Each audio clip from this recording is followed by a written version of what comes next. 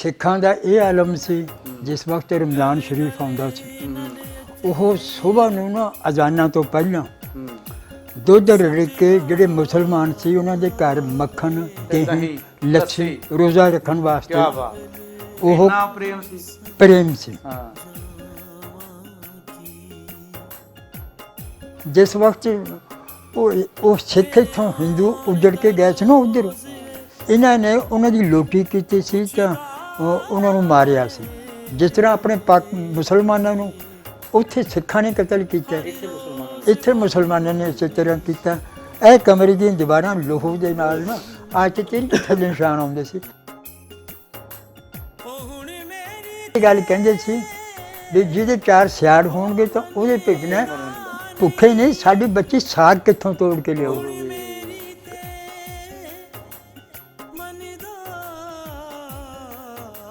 ਆਪਾਂ ਇਹ ਗੱਲ ਅਕਸਰ ਕਹਿੰਦੇ ਹੁੰਦੇ ਸੀ ਵੀ ਉਜਾੜੇ ਦਾ ਸਾਲ, ਜਦੋਂ ਜੰਗਲੀ ਹੈ ਉਹ ਹੁਣ ਤੱਕ ਇਹ ਗੱਲ ਕਹਿੰਦੇ ਹੁੰਦੇ ਸੀ ਲੋਟੀਆਂ ਦਾ ਸਾਲ।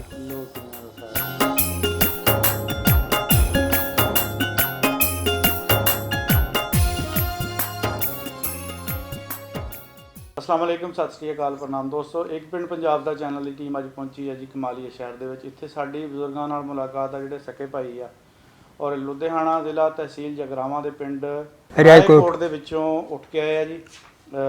ਡੋਗਰ ਬਰਾਦਰੀ ਨਾਲ ਇਹਨਾਂ ਦਾ ਤਲਕ ਆ। ਇਹਨਾਂ ਕੋਲ ਆਪਾਂ ਗੱਲਬਾਤ ਪੁੱਛਣੀ ਹੈ ਵੀ ਜਦੋਂ 1947 ਦੀ ਵੰਡ ਹੋਈ ਇਹਨਾਂ ਦੀਆਂ ਉਮਰਾਂ ਕਿੰਨੀਆਂ ਸੀ, ਇਹਨਾਂ ਦੇ ਪਿੰਡਾਂ ਦੇ ਆਲੇ ਦੁਆਲੇ ਕਿਹੜੇ ਪਿੰਡ ਸੀ, ਔਰ ਇਹ ਕਿਹੜੀਆਂ ਚੀਜ਼ਾਂ ਨੂੰ ਬਰਦਾਸ਼ਤ ਕਰਕੇ ਫੇਸ ਕਰਕੇ ਪਾਕਿਸਤਾਨ ਆਏ ਜੀ। ਜੀ अस्सलाम वालेकुम बाबा जी। वालेकुम अस्सलाम। बाबा जी अपना नाम की है? हाजी इब्राहिम डोगर। हाजी इब्राहिम डोगर जी। अपना की नाम है बाबा जी? ਇਸਮਾਇਲ ਡੋਗਰ। इस्माइल डोगर। बड़े किहड़े तुहाडे चों? इस्माइल बड़े। अच्छा ये तुसी बड़े हैं जी। हाँ जी। ते अपने बुजुर्गां दा की नाम सी? ਸ਼ਾਦੀ ਡੋਗਰ।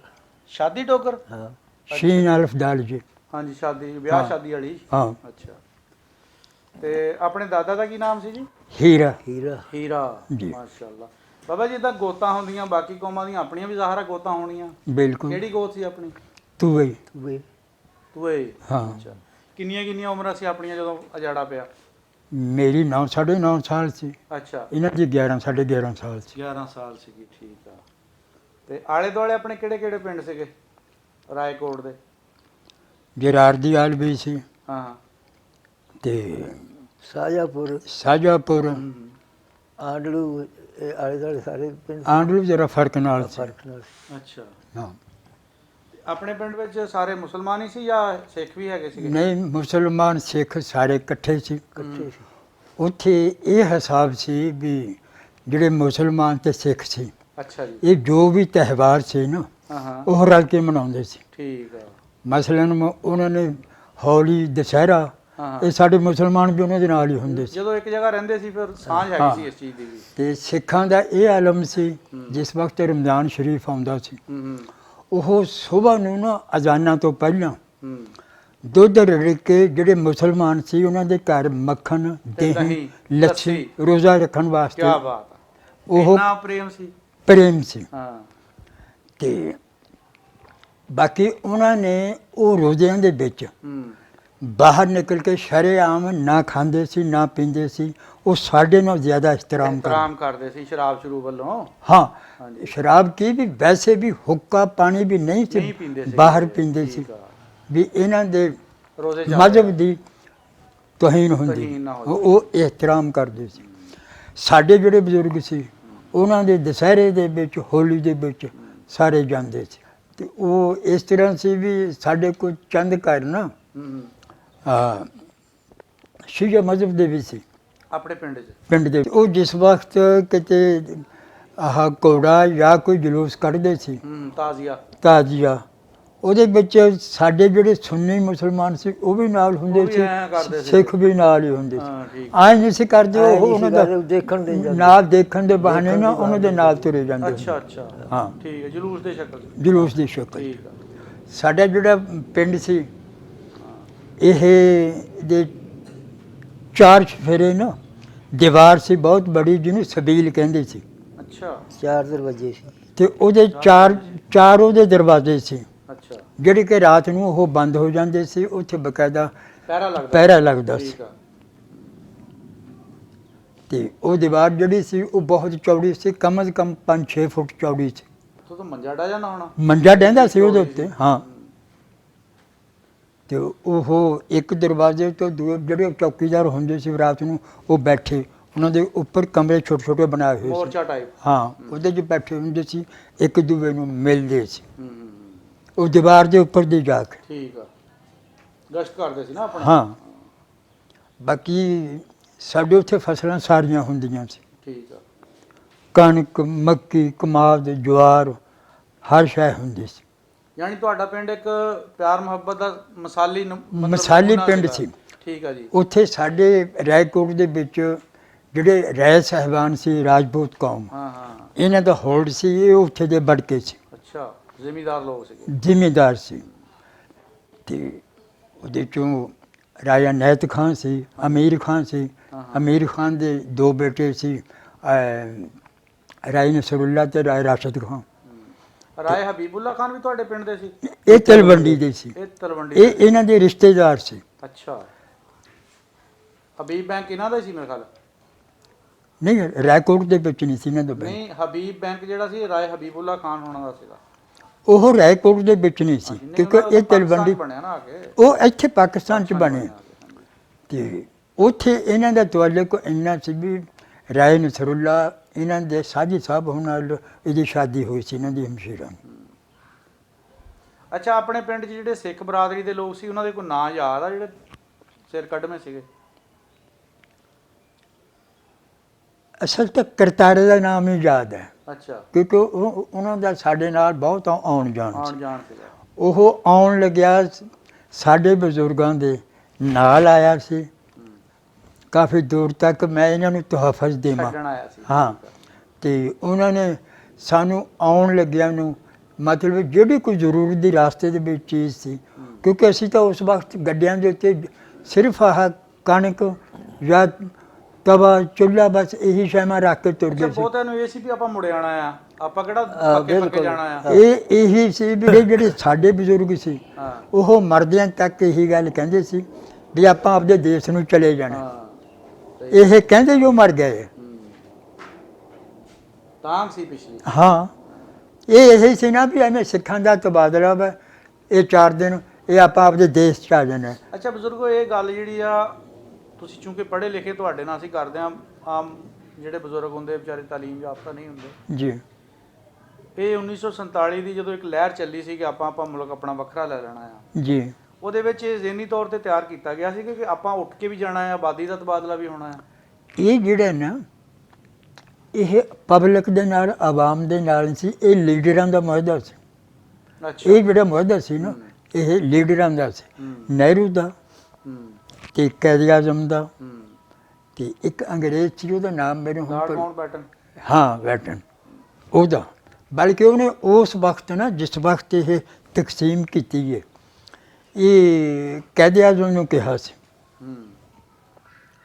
ਕਹਿਣ ਲੱਗਿਆ ਕਾਇਦ-ਏ-ਆਜ਼ਮ ਇਹ ਤੂੰ ਤਕਸੀਮ ਕਰ ਲਈ ਹੈ, ਇਹ ਵਿੱਚ ਕਿੰਨੇ 100 ਮੀਲ ਦਾ ਫਾਸਲਾ, ਇਹ 22 ਕਰੋੜ ਇੱਧਰ, 21 ਕਰੋੜ ਪਾਕਿਸਤਾਨ 'ਚ ਲੈ ਕੇ ਜਾ ਰਹੇ ਹੈ, ਇਹ ਤੇਰਾ ਮੁਲਕ ਇਕੱਠਾ ਨਹੀਂ ਰਹਿਣਾ ਤੇ ਇਹਨਾਂ ਦਾ ਆਪਸ ਵਿੱਚ ਇੱਕ ਦੂਜੇ ਨਾਲ ਕੋਈ ਲੈਣ ਦੇਣ ਵੀ ਨਹੀਂ ਰਹਿਣਾ। ਤੇ ਇਹ ਕਾਇਦ-ਏ-ਆਜ਼ਮ ਨੇ ਉਹਦੀ ਗੱਲ ਨਹੀਂ ਸੀ ਮੰਨੀ ਤਕਸੀਮ ਦੇ ਬਾਬਤ। ਅੱਛਾ। ਉਹ ਕਹਿਣ ਲੱਗਿਆ ਅਸੀਂ ਇਕੱਠੇ ਰਹਾਂਗੇ, ਜਿਹਦਾ ਰਿਜ਼ਲਟ ਨਾ ਆ ਕੇ ਇਹ ਨਿਕਲਿਆ ਸੀ, ਬੰਗਲਾਦੇਸ਼ ਬਣ ਗਿਆ ਸੀ। ਹਾਂ, ਉਸ ਵਕਤ ਅੰਗਰੇਜ਼ ਨੇ ਕਾਇਦ-ਏ-ਆਜ਼ਮ ਨੂੰ ਕਿਹਾ ਸੀ। ਪਹਿਲੇ ਵਸੇਬ ਦੀ ਗੱਲ ਕਰਦੇ ਹਾਂ, ਜਦੋਂ ਸਾਂਝੇ ਵਸੇਬ ਉੱਥੇ ਰਹਿੰਦੇ ਹੁੰਦੇ ਸੀ, ਵਿਆਹਾਂ ਸ਼ਾਦੀਆਂ ਦਾ ਮਾਹੌਲ ਵੀ ਕੋਈ ਦੇਖਿਆ? ਸਾਡੇ ਹੁਣ ਤੱਕ ਨਾ ਹਾਂ, ਇਹ ਹੁਣ ਤਕਰੀਬਨ 10 ਸਾਲ ਤੋਂ ਉਹ ਵਸੇਬ ਜਿਹੜਾ ਨਾ ਖਤਮ ਹੋ ਗਿਆ। ਸਾਡੇ ਜਿਸ ਤਰ੍ਹਾਂ ਉਹ ਜਨੇਤ ਆਉਂਦੀ ਸੀ, ਉਹ ਆਪਣੇ ਡੋਗਰਾਂ ਦਾ ਦੱਸੋ ਕੀ ਤਰੀਕਾਕਾਰ ਸੀ? ਡੋਗਰਿਆਂ ਦਾ ਇਹ ਸੀ ਜਿਹੜਾ ਸਿੱਖਾਂ ਵਾਲਾ ਸੀ। ਹਾਂ ਮਸਲਨ ਬਰਾਤ ਆਈ ਹੈ ਨਾ, ਹਾਂ। ਉਹਦੇ ਅਗਲੇ ਪਾਸੇ ਜਿਹੜੀ ਬੱਚੀ ਵਾਲਾ ਘਰ ਸੀ, ਉਹਨਾਂ ਦੇ ਵੀ ਔਰਤਾਂ ਨੇ ਗੀਤ ਗਾਉਣੇ, ਸਿੱਠਣੀਆਂ ਦੇਣੀਆਂ, ਸਿੱਠਣੀਆਂ ਉਹਨੂੰ ਕਹਿੰਦੇ ਸੀ, ਸਿੱਖ ਸਿੱਠਣੀਆਂ ਕਹਿੰਦੇ ਸੀ, ਆਪਣੇ ਗੀਤ ਗਾਉਂਦੇ ਸੀ। ਤੇ ਉਹਦੇ ਵਿੱਚ ਬਾਅਦ ਔਕਾਤ ਇਸ ਤਰ੍ਹਾਂ ਹੁੰਦਾ ਸੀ ਵੀ ਜਿਸ ਤਰ੍ਹਾਂ ਮੁਸ਼ਾਇਰੇ ਦੇ ਵਿੱਚ ਮੁਕਾਬਲਾ ਨਹੀਂ ਹੁੰਦਾ, ਉਧਰੋਂ ਵੀ ਜਵਾਬ ਉਹਦੇ 'ਚ ਇਸ ਤਰ੍ਹਾਂ ਹੁੰਦਾ ਸੀ ਵੀ ਅੰਦਰ ਵਿਹੜੇ ਦੇ ਵਿੱਚ ਔਰਤਾਂ ਬੈਠੀਆਂ ਹੁੰਦੀਆਂ ਸੀ, ਬਾਹਰ ਜਿਹੜੇ ਸੀ ਉਹ ਜਨੇਤ ਵਾਲੇ ਮਰਦ ਬੈਠੇ ਹੁੰਦੇ ਸੀ, ਉਹ ਜਿਹੜੀ ਹੇਰੀ ਲਾਉਂਦੇ ਸੀ ਉਹਨੂੰ ਹੇਰੀ ਕਹਿੰਦੇ ਸੀ, ਸਿੱਠਣੀ ਕਹਿੰਦੇ ਸੀ, ਉਹ ਲਾਉਂਦੇ ਸੀ। ਉਹਦੇ ਜਵਾਬ ਦੇ ਵਿੱਚ ਔਰਤਾਂ ਉਹੀ ਜਵਾਬ ਉਹਨਾਂ ਨੂੰ ਗਾਹਾਂ ਆਪਦੇ ਗੀਤ ਵੇਚ ਦਿੰਦੀਆਂ ਸੀ। ਉਹ ਗੀਤਾਂ ਵਿੱਚ ਚੰਗੀ ਭਲੀ ਮਿੱਟੀ ਪਲੀਤ ਕਰ ਦਿੰਦੇ ਸੀ ਇੱਕ ਦੂਜੇ ਦੀ। ਮਿੱਟੀ ਪਲੀਤ ਤਾਂ ਇਸ ਤਰ੍ਹਾਂ ਕਰਦੇ ਸੀ ਵੀ ਇੱਕ ਦੂਜੇ ਨੂੰ ਸਿੱਧੀਆਂ ਗਾਲਾਂ ਕੱਢਦੇ ਸੀ। ਮਸਲਨ ਅੱਛਾ। ਉਹ ਜਿਹੜੀਆਂ ਸੀ ਨਾ ਬੱਚੀ ਵਾਲੀਆਂ ਔਰਤਾਂ, ਹਾਂ ਉਹਨਾਂ ਨੇ ਲਾੜੇ ਦਾ ਜਾਂ ਉਹਦੇ ਬਾਪ ਦਾ ਨਾਮ ਲੈ ਕੇ ਤੇ ਕਹਿਣਾ ਵੀ ਫਲਾਨਿਆ ਤੂੰ ਇੱਥੇ ਆਇਆ, ਤੇਰੀ ਮਾਂ ਭੈਣ ਦੇ ਯਾਰ ਵੇ ਬਥੇਰੇ ਆਉਣਗੇ। ਇਹ ਇੱਕ ਖਸੂਸੀ ਸੀ। ਹਾਂ ਅੱਛਾ, ਦੇਖ ਲਓ ਉਦੋਂ ਲੋਕ ਜਰਦੇ ਸੀਗੇ, ਝਲਦੇ ਸੀਗੇ। ਹੁਣ ਨਹੀਂ, ਤਾਂ ਉਹਦਾ ਰਿਵਾਜ ਗੱਲਾਂ ਬਾਤਾਂ ਸੀ। ਹੀ ਨਹੀਂ ਹੋ ਰਹੀਆਂ। ਉਹ ਜਿਹੜੇ ਸੀ ਨਾ, ਉਹ ਇੱਕ ਰਵਾਇਤ ਸੀ, ਉਹ ਗਾਲਾਂ ਨਹੀਂ ਸੀ, ਗਾਲਾਂ ਨਹੀਂ ਸੀ। ਉਹ ਇੱਕ ਪਿਆਰ ਦੀ ਨਿਸ਼ਾਨੀ ਸੀ।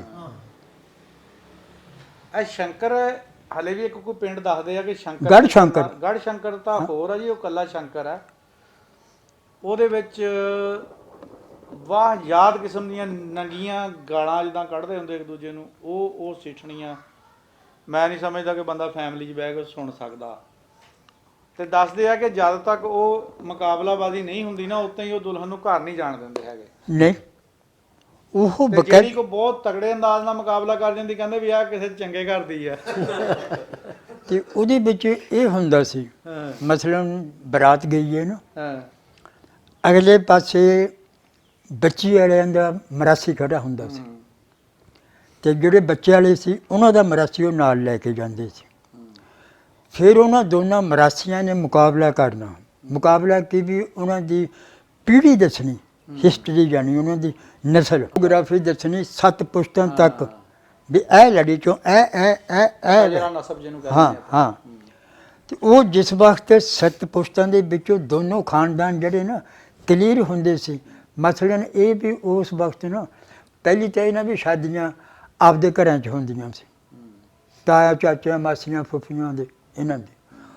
ਉਸ ਤੋਂ ਹਟ ਕੇ ਜਾ ਕੇ ਫਿਰ ਜਿਹੜੇ ਆਪਦੇ ਕਬੀਲੇ ਦੇ ਖਾਨਦਾਨ ਸੀ, ਉੱਥੇ ਬਹੁਤ ਘੱਟ ਉੱਥੇ ਸ਼ਾਦੀਆਂ ਹੁੰਦੀਆਂ ਸੀ ਵੀ ਜਿਨ੍ਹਾਂ ਦਾ ਅੱਗੇ ਪਿੱਛੇ ਦਾ ਪਤਾ ਨਹੀਂ ਸੀ। ਬਾਬਾ ਜੀ, ਸ਼ਾਦੀ ਕਰਨ ਲਈ ਕੁੜੀ ਮੁੰਡੇ ਦੀ ਕਿਹੜੀ ਚੀਜ਼ ਨੂੰ ਜ਼ਿਆਦਾ ਦੇਖਦੇ ਸੀ ਵੀ ਆਹ ਚੀਜ਼ਾਂ ਪਾਈਆਂ ਜਾਣ ਤਾਂ ਫਿਰ ਅਸੀਂ ਹਾਂ ਕਰਨੀ ਹੈ? ਉੱਥੇ ਸਿਰਫ ਨਾ ਇਹ ਰਿਸ਼ਤੇ ਤੈਅ ਕਰਨ ਵਾਸਤੇ ਸਿਰਫ ਇਹ ਦੇਖਦੇ ਸੀ ਵੀ ਜਿਸ ਘਰ ਸਾਡੀ ਬੱਚੀ ਨੇ ਜਾਣਾ, ਕਿਆ ਉਹ ਬੱਚੀ ਨੂੰ ਜਿਹੜੇ ਨੂੰ ਅਸੀਂ ਨਿਕਾਹ ਕਰਨਾ ਹੈ ਜਾਂ ਉਹਦੇ ਸਹੁਰਾ ਵੀ ਇਹਨੂੰ ਰੋਟੀ ਦੇ ਲੈਣਗੇ। ਬਲਕਿ ਇਹ ਗੱਲ ਕਹਿੰਦੇ ਸੀ ਵੀ ਜਿਹਦੇ 4 ਸਿਆੜ ਹੋਣਗੇ ਤਾਂ ਉਹਦੇ ਭੇਜਣਾ, ਭੁੱਖੇ ਨਹੀਂ, ਸਾਡੀ ਬੱਚੀ ਸਾਗ ਕਿੱਥੋਂ ਤੋੜ ਕੇ ਲਿਆਊ। ਇਹ ਗੱਲ ਸੀ ਵੀ ਸਾਡੇ ਇੱਕ ਬਹੁਤ ਬੜਾ ਕਿਰਦਾਰ। ਹਾਂ, ਉੱਥੇ ਇਹ ਸੀ ਵੀ ਇਹ ਦੇਖਦੇ ਸੀ ਵੀ ਇਹ ਖਾਨਦਾਨ ਦੇ 4 ਸਿਆੜ ਆ, 4 ਇਹਨਾਂ ਦੇ ਭੈਣ ਭਰਾ ਵਾ, ਸਾਡੀ ਬੱਚੀ ਦੀ ਕੋਈ ਅਗਰ ਰੋਟੀ ਲੈ ਕੇ ਜਾਂਦੀ, ਬਾਹਰ ਜਾਂਦੀ, ਜਿਹਨੂੰ ਕੋਈ ਅਗਰ ਸ਼ਰਾਰਤ ਕਰਦਾ ਹੈ ਤੇ ਉਹਦਾ ਤਹਫਜ਼ ਕਰ ਸਕਦੇ ਹੈ। ਉਸ ਖਾਨਦਾਨ ਦੇ ਵਿੱਚ ਜ਼ਿਆਦਾ ਸ਼ਾਦੀਆਂ ਕਰ। ਉੱਥੇ ਚੰਨ ਸਿਰਫ ਨਾ 2 ਚੀਜ਼ਾਂ ਦੇਖਦੇ ਸੀ ਜਦੋਂ ਰਿਸ਼ਤਾ ਕਰਨ ਲੱਗੇ। ਬੱਚੇ ਵਾਲੇ ਇਹ ਦੇਖਦੇ ਸੀ ਵੀ ਬੱਚੀ ਕੱਦਾਵਰ ਹੈ, ਇਹਦੇ ਵਿੱਚੋਂ ਜਵਾਨ ਚੰਗੇ ਪੈਦਾ ਹੋਣਗੇ। ਛੋਟੇ ਕੱਦ ਦੇ ਰਿਸ਼ਤੇ ਨੂੰ ਬਹੁਤ ਘੱਟ ਲੈਂਦੇ ਸੀ। ਉਦੋਂ ਛੋਟੇ ਕੱਦ ਵਾਲੀਆਂ ਹੁੰਦੀਆਂ ਵੀ ਘੱਟ ਹੁੰਦੀਆਂ ਵੀ ਘੱਟ ਸੀ। ਤੇ ਤੀਸਰਾ ਅਸਲ ਜਿਹੜੀ ਸੀ ਤਰਜੀਹ ਉਹ ਸੀ ਵੀ ਇਹ ਬਲੱਡ ਸਹੀ ਹੈ, ਇਹਦੇ ਵਿੱਚ ਕਿਸੇ ਗੈਰ ਕੌਮ ਦੀ ਤਾਂ ਨਹੀਂ, ਇਸ ਨਸਲ ਦੇ ਵਿੱਚ ਰਲਿਆ ਨਹੀਂ, ਇਹਨੂੰ ਜ਼ਿਆਦਾ ਤਰਜੀਹ ਦਿੰਦੇ। ਅੱਛਾ, ਜੇ ਫਰਜ਼ ਕਰ ਲਓ ਉਹਨਾਂ ਵਕਤਾਂ ਵਿੱਚ ਕੋਈ ਅੱਬਲ ਤੱਕ ਕਿਤੇ ਹੀ ਕੋਈ ਸ਼ਾਦੋ ਨਾਦਰ ਕੰਮ ਹੁੰਦਾ ਹੋਣਾ, ਜੇ ਕੋਈ ਆਪਣੀ ਮਰਜ਼ੀ ਦਾ ਕਿਸੇ ਨੇ ਕਰਾ ਲਿਆ, ਉਹਦਾ ਫਿਰ ਹੁੱਕਾ ਪਾਣੀ ਬੰਦ ਕਰ ਦਿੰਦੇ ਸੀ? ਉਹਦਾ ਜਿਹੜਾ ਨਾ ਪਹਿਲੀ ਤਾਂ ਗੱਲ ਇਹ ਹੈ ਨਾ ਵੀ ਉਹਨੂੰ ਪਿੰਡ 'ਚੋਂ ਹੀ ਕੱਢਦੇ ਸੀ। ਜੇ ਪਿੰਡ 'ਚ ਰਹਿ ਵੀ ਜਾਂਦਾ ਸੀ ਤਾਂ ਉਹਦਾ ਹੁੱਕਾ ਪਾਣੀ ਬੰਦ ਸੀ, ਲੈਣ ਦੇਣ। ਉਹਦੀ ਬੁਨਿਆਦ ਹੁੱਕਾ ਪਾਣੀ ਇਹ ਵੀ ਇਹ ਉਸ ਖੂਹ ਤੋਂ ਪਾਣੀ ਨਹੀਂ ਭਰ ਸਕਣਗੇ, ਤੇ ਜਿਹੜੇ ਦੂਸਰੇ ਬੰਦੇ ਬਰਾਦਰੀ ਦੇ ਹੁੱਕਾ ਪੀਂਦੇ ਆ ਉਹਦੇ 'ਚ ਬੈਠ ਕੇ ਹੁੱਕਾ ਨਹੀਂ ਪੀ ਸਕਦੇ, ਆਪਦੇ ਘਰ ਹੀ ਹੁੱਕਾ ਪੀ ਸਕਦੇ। ਤੇ ਸਿਗਰਟਾਂ ਕਿਤੇ ਫਿਰ ਉਸ ਤੋਂ ਬਾਅਦ ਤਾਂ ਨਹੀਂ ਆਜ਼ਾਦ ਹੋਈਆਂ? ਵੀ ਸਿਗਰਟਾਂ ਤਾਂ ਹੁਣੇ ਕੱਲ੍ਹ ਦੀਆਂ ਗੱਲਾਂ, ਇਹ ਆਪਣੀ ਡੱਬੀ ਰੱਖ ਲਈ ਜੇਬ 'ਚ। ਸਿਗਰਟਾਂ ਤਾਂ ਕੱਲ੍ਹ ਦੀਆਂ ਗੱਲਾਂ। ਹੁੱਕਾ ਪੀਣਾ ਨਾ ਪਵੇ ਕਿਸੇ ਕੋਲ ਜਾ ਕੇ। ਨਾ ਜੀ, ਉੱਥੇ ਇਹ ਸੀ ਸਾਡੇ ਪਿੰਡ ਦੇ ਵਿੱਚ, ਉਹਨੂੰ ਦਲਾਨ ਕਹਿੰਦੇ ਸੀ। ਉਹਦੇ ਵਿੱਚ ਬਕਾਇਦਾ ਮਾਸ਼ਕੀ ਨੂੰ ਰੱਖਿਆ ਜਾਂਦਾ ਸੀ। ਅੱਛਾ, ਉਹਨੂੰ ਸੱਕਾ ਕਹਿੰਦੇ ਸੀ। ਸੱਕਾ ਚੀਰ। ਤੇ ਉਹਦਾ ਕੀ ਕੰਮ ਸੀ ਵੀ ਉਹਨੇ ਬਾਹਰੋਂ ਜਿਹੜਾ ਅਕਸਰ ਮਾਲ ਬਾਹਰ ਬੀੜ 'ਚ ਚਰ ਕੇ ਆਉਂਦੇ ਸੀ, ਬਹੁਤ ਘੱਟ ਪੱਠੇ ਘਰ ਪਾਉਂਦੇ ਸੀ। ਉਹਨੇ ਉੱਥੋਂ ਬਾਹਰੋਂ ਖੱਚਿਆਂ ਦੇ ਵਿੱਚੋਂ ਨਾ ਗੋਹਾ ਇਕੱਠਾ ਕਰਕੇ ਲੈ ਆਉਣਾ, ਅੱਛਾ ਸੁੱਕਿਆ ਹੋਇਆ। ਉਹਨੇ ਲਿਆ ਕੇ ਨਾ ਉੱਥੇ ਧੂਣੀ ਲਾ ਕੇ ਨਾ ਉਹ ਮੱਚ ਲਾਉਣਾ। ਉਹਦੇ ਵਿੱਚ ਜਿਹੜੇ ਸੀ ਨਾ ਉੱਥੇ ਸੱਥ 'ਚ ਆ ਕੇ ਬੈਠਦੇ ਆ ਟੋਲੀਆਂ, ਉਹਨਾਂ ਨੂੰ ਉਹ ਸੱਕੇ ਨੇ ਅੱਗ ਧਰ ਕੇ ਦੇਣੀ ਸੀ। ਉਹਨੂੰ ਸਾਲ 6 ਮਹੀਨੇ ਬਾਅਦ ਦਾਣੇ ਦਿੰਦੇ ਸੀ। ਤਕੀਆ ਕਹਿੰਦੇ ਹੁੰਦੇ ਸੀ ਉਹਨਾਂ ਤਕੀਆ, ਦਲਾਨ ਤਕੀਆ।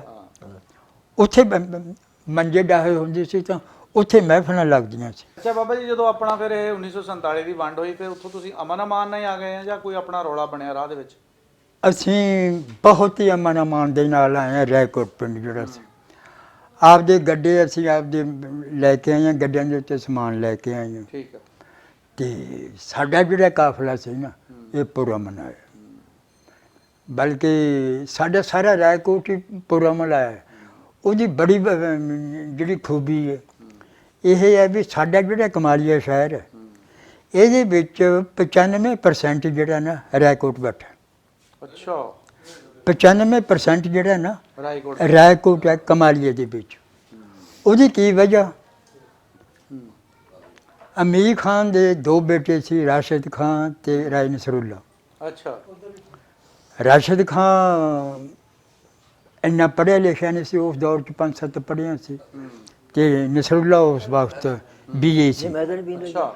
ਹਾਂ ਨਹੀਂ ਜੀ, ਮੈਂ ਚਾਹ ਨਹੀਂ ਮੈਂ ਚਾਹ ਨਹੀਂ ਪੀਣੀ, ਮੈਂ ਹੁਣ ਇਹਦੇ ਨਾਲ ਥੋੜ੍ਹਾ ਨਿਬੜ ਲਵਾਂ। ਅੱਛਾ, ਇਹ ਜਿਹੜਾ ਇੱਧਰੋਂ ਆਇਆ ਅੱਛਾ ਠੀਕ ਹੈ।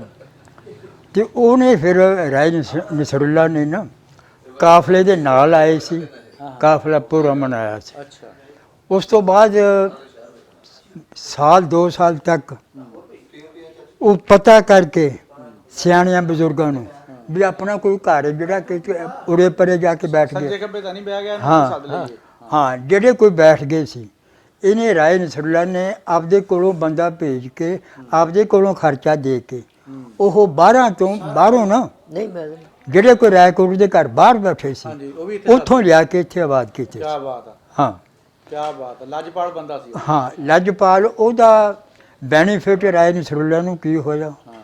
ਵੀ ਜਿਸ ਵਕਤ ਅਸੀਂ ਰਾਏਕੋਟ ਚੋਂ ਕਮਾਲੀਏ 'ਚ ਆਏ ਹਾਂ, ਇੱਥੇ ਜਿਹੜੇ ਸੀ ਨਾ ਖਰਲਾਂ ਦਾ ਹੋੜ ਸੀ, ਜਿਸ ਤਰ੍ਹਾਂ ਰਾਏਕੋਟ ਦੇ ਵਿੱਚ ਰਾਮਾਂ ਦਾ ਸੀ ਨਾ, ਇਹ ਲੋਕਲ ਹੋਣੇ ਹਨਾ? ਇਹ ਲੋਕਲ ਸੀ ਨਵਾਬ ਸੀ ਇੱਥੇ ਇੱਥੇ ਜੀ। ਇਹ ਖਰਲ ਸੀ। ਹਾਂ।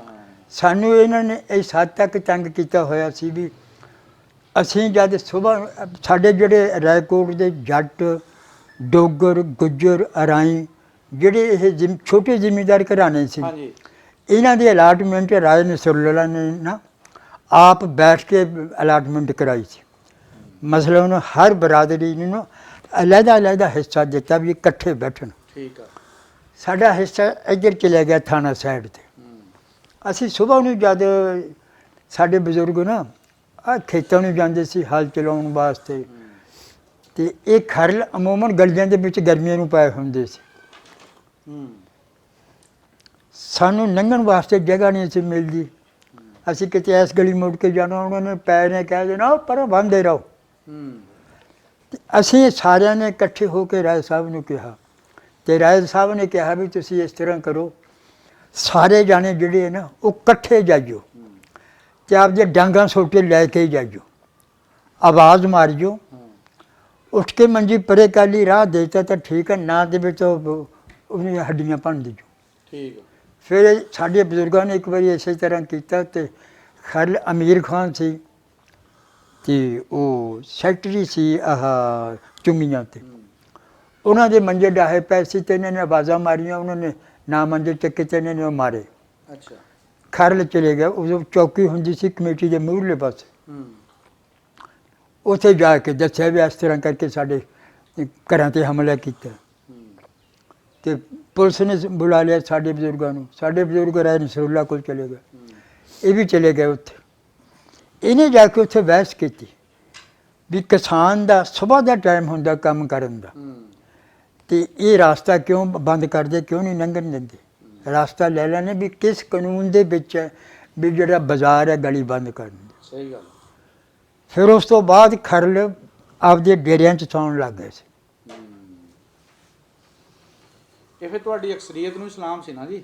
ਉਹਨੇ ਬੰਦੇ ਇਕੱਠੇ ਕਰਕੇ ਪਾਵਰ ਬਣਾ ਲਈ ਆਪਣੀ। ਸਾਡੀ ਅਕਸਰੀਅਤ ਨੇ ਰਾਏ ਨਸਰੁੱਲਾ ਨੂੰ ਪਹਿਲਾਂ ਇੱਥੇ ਖਰਲ ਚੇਅਰਮੈਨ ਹੁੰਦੇ ਸੀ ਬਲਦੀਆ ਦੇ ਵਿੱਚ, ਉਦੋਂ ਮੈਂਬਰ ਵੀ 4-5 ਹੁੰਦੇ ਸੀ, ਤੇ ਰਾਏ ਨਸਰੁੱਲਾ ਨੇ ਚੇਅਰਮੈਨ ਹੀ ਲਈ ਸੀ ਉਸ ਅਕਸਰੀਅਤ ਨਾਲ ਰਾਏਕੋਟ ਦੀ ਬਣਾ ਤੇ। ਬਿਲਡਿੰਗ ਛੋਟੀ ਜੀ ਦੇਖੀ ਆ, ਛੋਟੀ ਇੱਟ ਦੀ ਬਣੀ ਹੋਈ ਹੈ, ਇਹ ਕਿਹੜੀ ਚੀਜ਼ ਸੀਗੀ? ਇਹ ਸਿੱਖਾਂ ਦੀ ਸਰਾਂ ਸੀ। ਅੱਛਾ ਜੀ। ਇਹ ਹੁਣ ਵੀ ਇਹਨੂੰ ਨਾ, ਇਹ ਸਾਡੇ ਬਲਦੀਆ ਦੇ ਕਾਗਜ਼ਾਂ ਦੇ ਵਿੱਚ ਹਾਂ। ਇਹ ਜਦ ਕੋਈ ਨਿਸ਼ਾਨਦੇਹੀ ਹੁੰਦੀ ਹੈ ਨਾ, ਉਹ ਕਹਿੰਦੇ ਆ ਡੋਗਰਾਂ ਵਾਲੀ ਸਰਾਂ।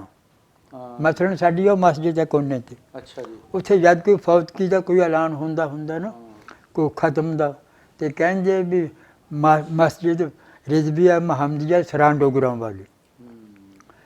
ਇਹਦੇ ਵਿੱਚ ਹਲਟੀ ਲੱਗੀ ਹੋਈ ਸੀ, ਇੱਥੇ ਬਕਾਇਦਾ ਇਹ ਹੌਦੀ ਬਣੀ ਹੋਈ ਸੀ, ਹੌਦੀ ਦੇ ਵਿੱਚ ਟੂਟੀਆਂ ਲੱਗੀਆਂ ਹੋਈਆਂ ਸੀ ਜਿਸ ਵਕਤ ਅਸੀਂ ਆਏ ਹਾਂ, ਤੇ ਉੱਥੇ ਨਹਾਉਣ ਵਾਸਤੇ ਤੇ ਜਾਨਵਰਾਂ ਦੇ ਪਿਲਾਉਣ ਵਾਸਤੇ ਥੱਲੇ ਹੌਦੀ ਸੀ, ਉੱਥੇ ਪਾਣੀ ਪਿਲਾਉਂਦੇ ਸੀ।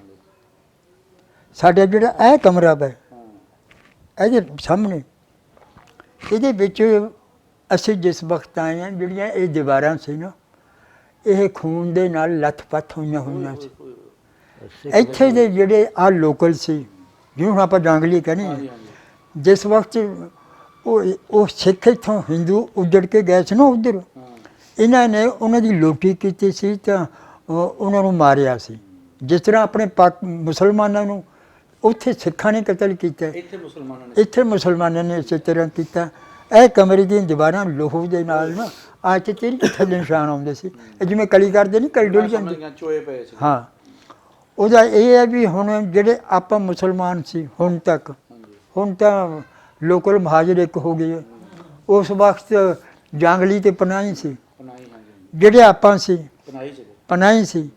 ਆਪਾਂ ਇਹ ਗੱਲ ਅਕਸਰ ਕਹਿੰਦੇ ਹੁੰਦੇ ਸੀ ਵੀ ਉਜਾੜੇ ਦਾ ਸਾਲ, ਜਿਹੜੇ ਉਹ ਜੰਗਲੀ ਹੈ ਉਹ ਹੁਣ ਤੱਕ ਇਹ ਗੱਲ ਕਹਿੰਦੇ ਹੁੰਦੇ ਸੀ ਲੋਟੀਆਂ ਦਾ ਸਾਲ।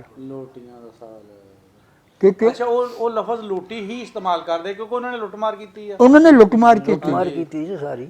ਮੇਰਾ ਇੱਕ ਦੋਸਤ ਗਾਦੀ ਇਹ ਹੁਣ ਸਾਲ ਕੁ ਹੋ ਗਿਆ ਫੌਤ ਹੋਇਆ, ਤੇ ਉਹ ਕਹਿੰਦਾ ਹੁੰਦਾ ਸੀ, ਜ਼ੁਲਫਕਾਰ ਗਾਦੀ ਸੀ 84 ਚੱਕ ਦਾ। ਅੱਛਾ ਜੀ। ਤੇ ਉਹ ਕਹਿੰਦਾ ਹੁੰਦਾ ਸੀ ਵੀ ਅਸੀਂ ਸੁਬਾਹ ਨੂੰ ਨਿਕਲ ਜਾਂਦੇ ਸੀ, ਤੇ ਸਾਰੇ ਘਰਾਂ ਦੇ ਨਾ ਜੰਦਰੇ ਬੰਨ ਤੋੜ ਕੇ ਜਿਹੜੀਆਂ ਸ਼ਾਮਾਂ ਚੰਗੀਆਂ ਸੀ ਸਾਰੀਆਂ ਅਸੀਂ ਲੁੱਟ ਕੇ ਲੈ ਜਾਂਦੇ ਹੁੰਦੇ ਸੀ। ਬਾਬਾ ਜੀ, ਜਿਹੜਾ ਆਪਣਾ ਕਮਾਲੀਆ ਸ਼ਹਿਰ ਹੈ ਬਹੁਤ ਪੁਰਾਣਾ, ਨਿੱਕੀਆਂ ਨਿੱਕੀਆਂ ਗਲੀਆਂ ਵਿੱਚ ਬਹੁਤ ਪੁਰਾਣੀਆਂ ਬਿਲਡਿੰਗਾਂ ਹਲੇ ਆਪਾਂ ਨੂੰ ਦੇਖਣ ਨੂੰ ਮਿਲਦੀਆਂ। ਜਦੋਂ ਤੁਸੀਂ ਆਏ ਸੀ ਉਦੋਂ ਵੀ ਇਦਾਂ ਹੀ ਸੀਗਾ ਜਾਂ ਇਸ ਤੋਂ ਵੀ ਪੁਰਾਣੀਆਂ ਬਿਲਡਿੰਗਾਂ ਮੌਜੂਦ ਸੀਗੀਆਂ ਜਿਹੜੀਆਂ ਢਾਹ ਦਿੱਤੀਆਂ ਹੁਣ?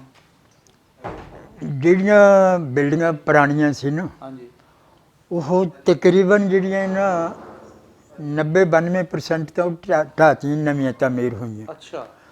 ਤੇ ਉਸ ਵਕਤ ਸਿਰਫ ਜਿਹੜਾ ਮਹੱਲਾ ਦਰਗਾਹੀ ਸ਼ਾਹ ਤੇ ਜਾਂ ਫਾਜ਼ਲ ਦੀਵਾਨ, ਸਿਰਫ ਇਹ ਆਬਾਦੀ ਸੀ।